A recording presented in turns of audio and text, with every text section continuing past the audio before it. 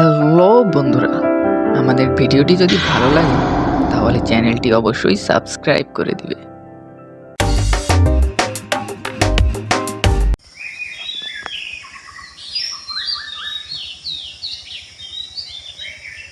টুনি একদিন সকালে ঘুরতে বেরিয়েছিল। টুনি বনের সৌন্দর্য দেখতে দেখতে এগিয়ে গেল। হঠাৎ করে টুনি দেখতে পেল একটি গাছের নিচে বাঘ মামা মন খারাপ করে বসে আছে।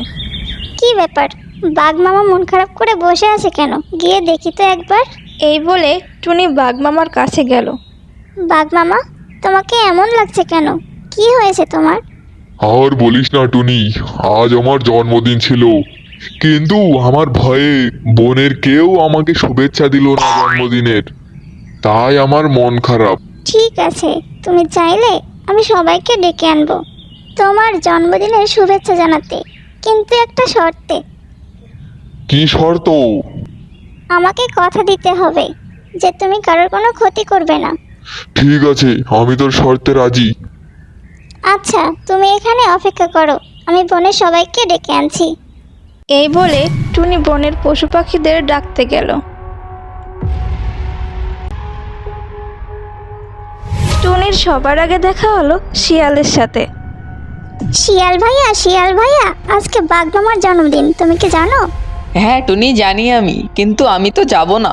আমি যদি যাই, বাঘ মামা যদি আমাকে খেয়ে ফেলে তখন? না না, তুমি ভয় পেও না, বাঘ মামা তোমাকে খাবে না, সে আমাকে কথা দিয়েছে। ঠিক আছে, ভেবে দেখবো তাহলে। এটা বলে শিয়াল ভাইয়া সেখান থেকে চলে গেল। টুনি এবার পথ চলতে শুরু করলো। যেতে যেতে তার বাঁদরের সাথে দেখা হলো। টুনি বাঁদরকে বলল, আজকে বাঘ মামার জন্মদিন, তুমি কি জানো? হ্যাঁ টুনি, আমি জানি, কিন্তু যাব না আমি। কেন যাবে না তুমি? বাঘ মামা যদি আমাকে খেয়ে ফেলে? না না, তুমি নির্ভয়ে থাকো, সে তোমাদের কোনো ক্ষতি করবে না, আমাকে কথা দিয়েছে। তাহলে তো ভালোই, দেখি কি করা যায়। তারপর টুনি সেখান থেকে চলে গেল।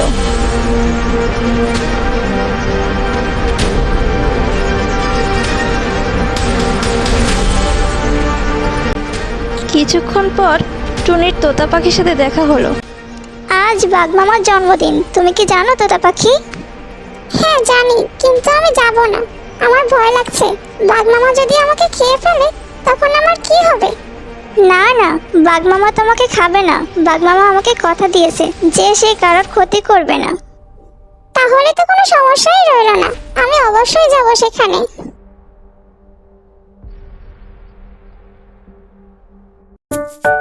এরপর টুনি এক এক করে বনে সবাইকে দাওয়াত দিতে লাগলো।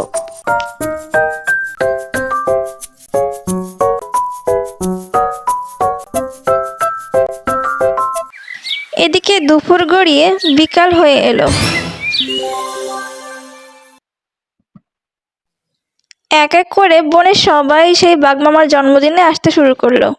শিয়াল, বান্দর, তোতা আরো অনেকে ছিল সেখানে। বাঘমামাও তার কথা রাখলো, সে কারোর কোনো ক্ষতি করলো না। দেখতে দেখতে কেক কাটার সময়ও চলে আসলো। বনের পশু পাখিরাও এক জায়গায় হয়ে কেক কাটা শুরু করলো।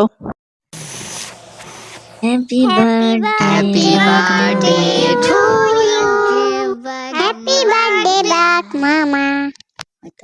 তোমাদের সবাইকে অনেক ধন্যবাদ আমার জন্মদিনে আসার জন্য। কোনো ব্যাপার না বাঘ মামা, আজকের এই দিনে আমরাও তো খুব মজা করেছি। তো বন্ধুরা, আজকের এই দিনটি তোমাদের কাছে কেমন লাগলো কমেন্টে অবশ্যই জানাবে। আর চ্যানেলটি সাবস্ক্রাইব করে দিও।